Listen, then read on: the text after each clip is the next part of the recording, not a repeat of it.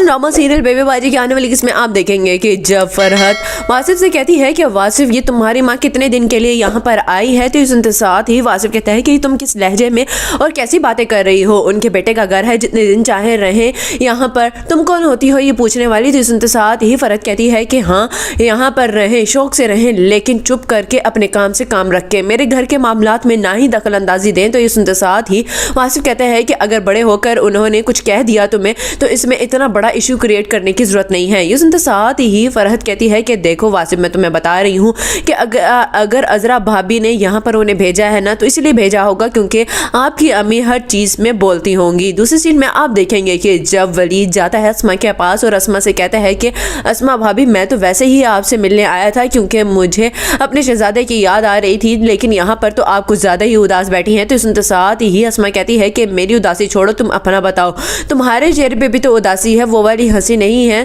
तो ये सुनते साथ ही वलीद कहता है कि हमारी जिंदगियों की खुशियां तो अब्बा जान के जाने से चली गई हैं। ये सुनते साथ ही अस्मा कहती है कि तुम इतना उदास क्यों रहते हो, बस खुश रहा करो, फिर ही अच्छे लगते हो। ये सुनते साथ ही वलीद कहता है कि यही बात तो मैं आपको भी कहना चाह रहा हूँ कि आप भी हंसी हुई अच्छी लगती हैं, आखिर क्या बात है मुझे बताएं। ये सुनते साथ ही अस्मा कहती है कि क्या बताऊँ मैं तुम्हें, नसीर न जाने क्यों अब पहले की तरह नहीं झगड़ते, मुझसे बहुत ही ज्यादा बुरे अंदाज में झगड़ते हैं और अब तो मुझे डर लगने लगा है। ये सुनते साथ ही वलीद कहता है कि कहीं वो लड़की वापस तो नहीं आ गई उनकी जिंदगी में।